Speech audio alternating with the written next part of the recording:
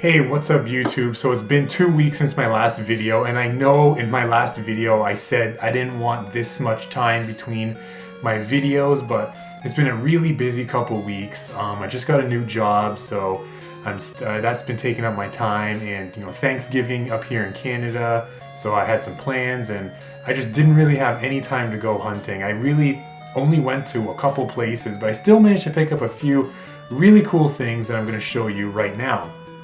The first thing that I picked up was actually something my girlfriend gave me, and it's the empty box for the Nintendo 64. So it's really cool to be able to have this now to complete my N64. Although I don't have this specific N64, I only have the green one, but it shouldn't be too hard to find, this N64 at all. I mean, that's the one you find all the time, right? Now, one of the things that I picked up, I just went to Goodwill once in the last 2 weeks, and I just found one lonely PS1 game, and it's Blast Lacrosse, which actually doesn't really seem like much. It's just a sports game on the PS1, right? But it's actually one of those sports games that is a little bit more uncommon and actually has a little bit of value to it. So that's pretty cool. I picked it up for $1 because it was 50% off of red tags, and this was red tag, and I was a little surprised that it lasted 4 weeks, almost 5 weeks. So I caught it on the end of the cycle where they were just about to change the color, so it almost lasted for 5 weeks. I was pretty surprised to see it. I mean, it's nothing special, just a lacrosse game, but it has some value. It's like 20 bucks or something, so I'm gonna trade it into my game store and maybe get something better out of it, but that's still pretty cool for $1. Now, the other games I picked up, I went down to a game store in Newmarket up here in Canada. It's called Microplay, and I really wish there was a Microplay in Barrie, because from where I live to Newmarket, it's about an hour, so I don't really go down there very often, but I was passing through there to go to my girlfriend's house on Thanksgiving, so we stopped off at Microplay, and it's so much better than the game stores up here. I mean, the game stores up here are trash. I'll say it. They're trash. They're ridiculously overpriced, but Microplay is actually a really good game store, and definitely whenever I'm in that area, I'm going to keep hitting up that store. One of the games that I picked up was a Super Nintendo game, and I was pretty surprised by how low they had it, like how cheap it was.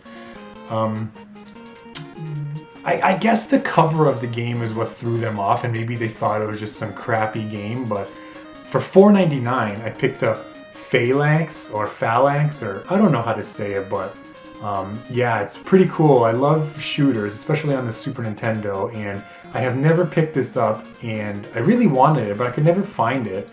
So it's pretty cool to be able to pick it up for $5 as well. I love playing these shooters. I suck at them, but they're really fun to play nonetheless, and it's in really nice shape. I mean, it's practically brand new, and for $5, I mean, that's a steal pretty much.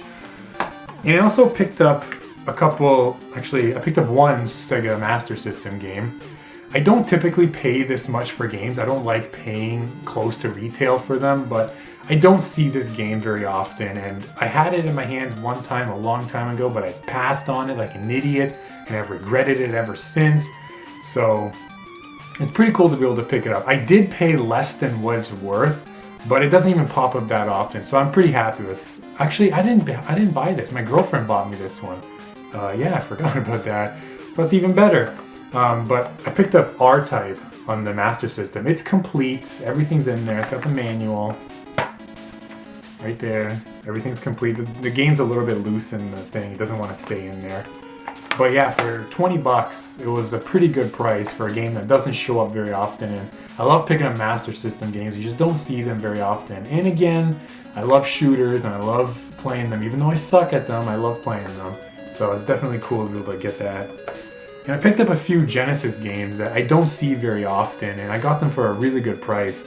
The first game I picked up was The Humans. It's complete as well. It's got the manual, and again, it's brand new. Not even a single mark on the manual or the cartridge, so it's really cool.